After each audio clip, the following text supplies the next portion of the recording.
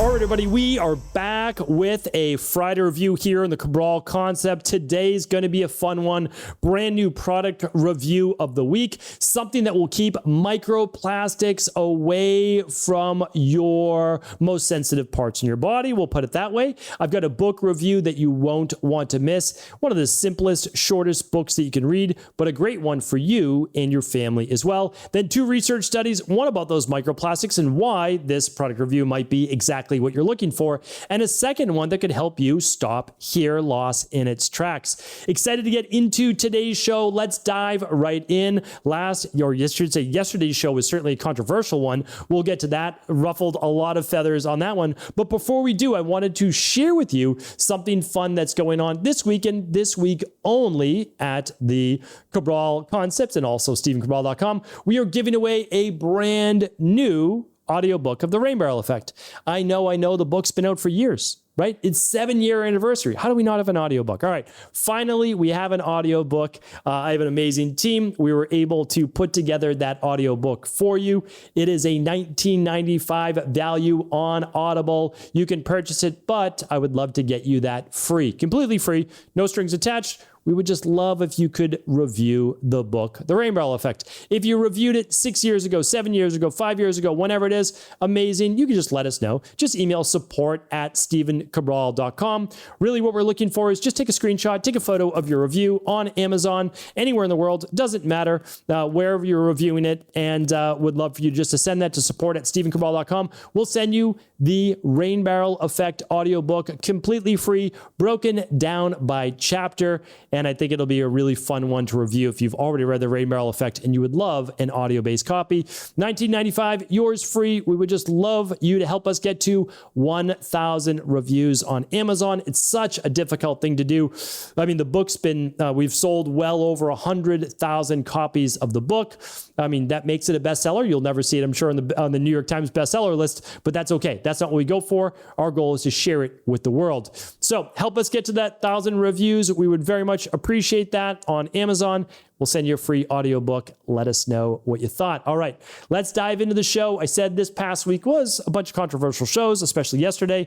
Well, it started with Monday on what to do when you feel stuck in life. That was a great show for me to be able to do. You know, a lot of people think that when they listen to a podcaster or a YouTube host or doctor or coach or whatever, that everything is always peaches and cream, unicorns and rainbows all the time. And it's just not. Like, if you're looking to grow in your life at any time, there's going to be challenges, there's going to be obstacles. If you set out to do something you have never done before, if you want to achieve something you've never achieved before, it's not going to be easy. That's just the way that life is. But you are able to accomplish any goal you set your mind to if you do not allow yourself to become stuck and ultimately give up. Monday's show was all about that, episode 3370. Tuesday's show was brain inflammation being triggered by 6 specific toxins. It was a follow-up to the brain fog show the week before. Don't miss it. Wednesday's show was 8 causes of low ambition, low drive, and low dopamine. And then, of course, what to do about it. Every show helps you take that action to move forward. Yesterday's show, the one that was a little spicy, was do long-term low-carb diets cause early death? And I share with you 3 major studies done over decades. And I think that you will find the results conclusive and also maybe good for the camp that you stand in, maybe not. Check out that show. All these shows are at StephenCabral.com/podcasts. All right, let's get into actually, today we're going to do our book review of the week first. And the reason is that our product review links directly into the research, and the research that made me literally stand up and say, okay, it's time to make the switch. All right. This week, though, book review of the week. You know, it's funny because this book goes by a lot of different names, and I'm not going to name all the names because some of them have a religious undertone to them, and other people may not be part of their religious beliefs or their spirituality, so they may not purchase it. So I like that this book was kind of retitled, even though this is thousands of year old information, literally thousands of year old. So think about what was studied by like the ancient mystics 3,000, 5,000 plus years ago. It was these 12 laws of the universe. This is by Manhar Deep Singh, And I apologize because I know that's not the correct pronunciation of the author's name. So my apologies. I will say, though, that this is not the author's information. This is universal information that has been handed down over thousands of years. The author just did a very good job of putting it into a tiny book that should be required reading by the world, because these are literally the 12 natural laws of the world. And the more that we can be in tune with them and work with them, the easier our life is. And that's also because we realize that life is not easy, but when we understand how life works, like the law of polarity, the law of duality, then we say, okay, I get it. Everything is just not static and smooth sailing all the time. We have highs, we have lows. How do we deal with those? So really easy to read book. Let's see. Total pages. About 80, and it's in like 12-point font. This is also, it could be a daily reader, but truthfully, this is a great one to read in a night. I'm guaranteeing that you could read this in 30 minutes, 40 minutes maximum, probably about that. And it's a great one to then be able to think about, really think about and review, or read one page a day for 12 days, and you'll be able to get through the whole book. So nice book, 12 Laws of the Universe. These are universal, written about for many thousands of years, essentially in every major religion. This book makes it easy to grasp, comprehend. Check it out. I'll link it up, of course, in today's show notes. Okay, so why don't I do this? I'm going to read the first research study, and then I'm going to go back to the product review. I don't usually do that, but it's this research and much more that made me finally make the switch. Because I like to, like most people, I like to think that my mind's completely open, and it is. It really is open. But also, sometimes I can really just kind of enjoy my life and not say like, I don't really want to make the switch right now, right? But these studies made me make the switch. All right. So this was published by a scientific team in China last year that detected microplastics in about a half dozen human testicles and in semen.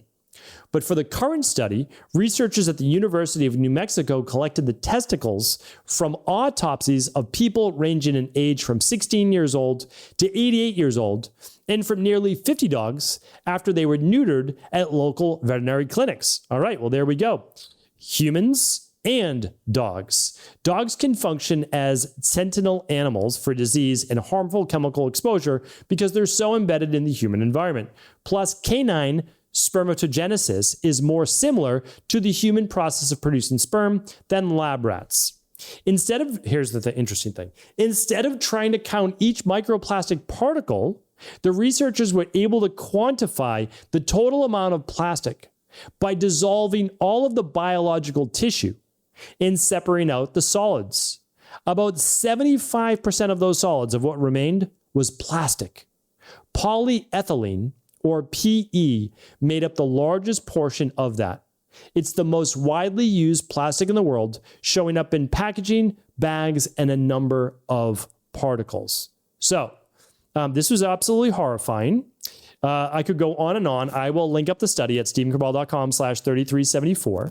But what they're finding is that we're getting microplastics also from our clothing, from polyester and others, from three main ways. One, when the body heats up, the microplastics from the material, because the material is literally made of plastic, just thin, pliable polymers, and the polyethylenes and plastics, PVCs, and those go directly into our skin. And for men, it can absolutely go into the testes and testicles. All right. Here's what else, though. Our clothes that contain microplastics can go into the air, and they can also land in our food, or they can be inhaled while we're exercising, leading to then more microplastics in our body. So we know microplastics are an issue. Food containers, plastic wraps. I gave you research, I think, last week that the average piece of chewing gum released somewhere up to 3,000 pieces of particles of microplastic. Unbelievable. I actually have a chewing gum.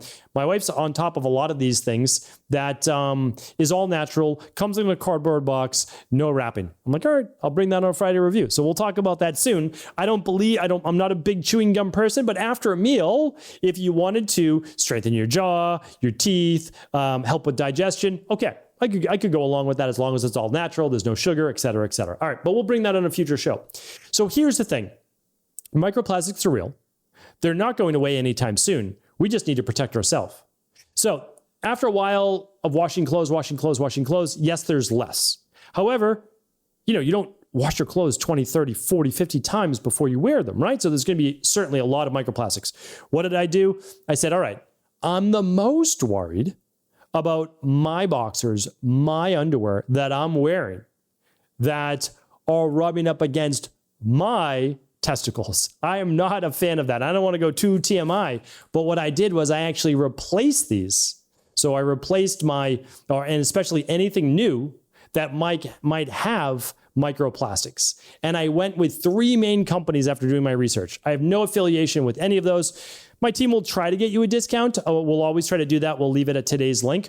But the first one was called Bamboo Cool. The second one is called NADS, N-A-D-S. And the third one is called PACT, P-A-C-T. And that's all sorts of clothing for both men and women. These are all basically organic or 100% organic cotton or 100% organic bamboo. And the nice thing is these are microplastic free.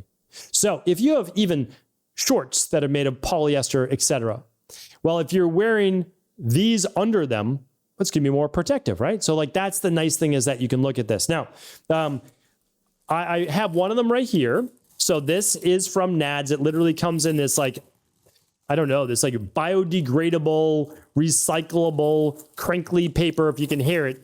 And I will say, since I didn't order any of the packed, but I ordered the NADS and I ordered the Bamboo Cool. The Bamboo Cool is almost wearing nothing at all. They're seamless. They are extremely light. So if you're looking for that, for you or your partner, check them out. They're on Amazon. I can link to them. The NADS are actually more of a sport-based fit. So if you're looking for more of a boxer with a little bit more support, then that could be a better choice for the men out there who are, looking maybe to replace their microplastic type boxers or boxer briefs. So I wanted to share that with you. This is a serious topic. It could affect potentially fertility. It could affect potentially the unborn child. We don't know. It can affect, obviously, sperm count, testosterone levels, and just toxicity in the body. Who knows? Might even cause cancer, testicular-based cancer or prostate-based issues. We don't know. So what I'm saying is this: the next pairs of boxers that you go to buy or underwear, look towards an organic cotton or an organic, 100% organic bamboo-based company. All right, that is that fun little topic to share with you with some scary consequences, though. All right, research number 2, second research of the study. Last one that I wanted to share with you. Okay, this is called the association between sugar, sweetened beverages, and male pattern hair loss. This was published just about 1 year ago in the Journal of Nutrients. Here's what they found. This was actually done in China on ages 18 to 45-year-old men, and there were just over 1,000 participants. It looked at dietary habits, lifestyle, psychological-based status, and hair condition. Here's what they found. Men who consumed the most sugar-sweetened beverages, SSBs, had more than 7 times or more than 7 times more per week, were 3.36 times more likely to experience male pattern hair loss than those who did not consume the sugary beverages. All right, let me break that down again.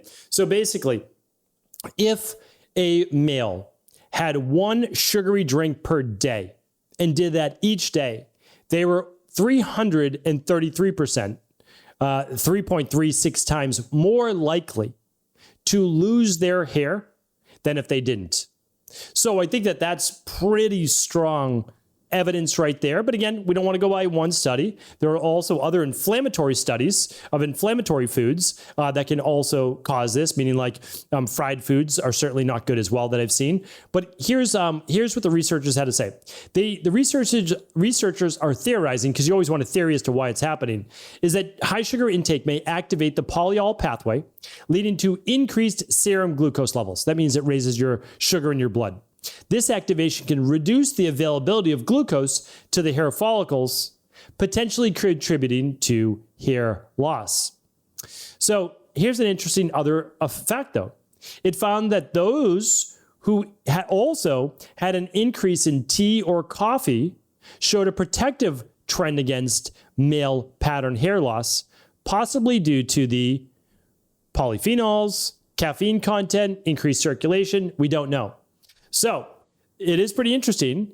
Tea and coffee can be protective even if there is some sugar in the diet. However, the best of all worlds would be maybe a little tea, little coffee. Don't go overboard on the caffeine because that can raise cortisol, which would cause hair loss. Could maybe do decaf or a little bit of caffeine or just tea, and reduce your sugary beverages. That does not include fruit. It can high fructose based beverages like your favorite energy drink with sugar, or cola, or vitamin water with sugar. Any of those, any sugary beverage that's just not from nature would lead to more of this hair loss. So I wanted to share that with you. I know many of you are not doing this right now, but maybe you share it with friends, with family, with loved ones that could be particularly helpful for them. All right, everybody, all the research for today and those 3 organic clothing-based companies and book review will be at stephencabral.com/3374. Thank you all. Appreciate you. And thanks for helping to keep boosting the rain barrel effect on Amazon. It's been a bestseller now for basically 7 years, and I have you to thank for it. So thanks so much. Take care, everybody.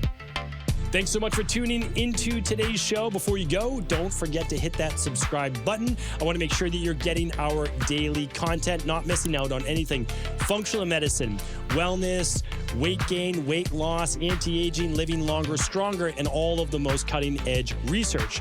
And if there's any topics you want to hear, feel free to leave them in the comments below. Take care.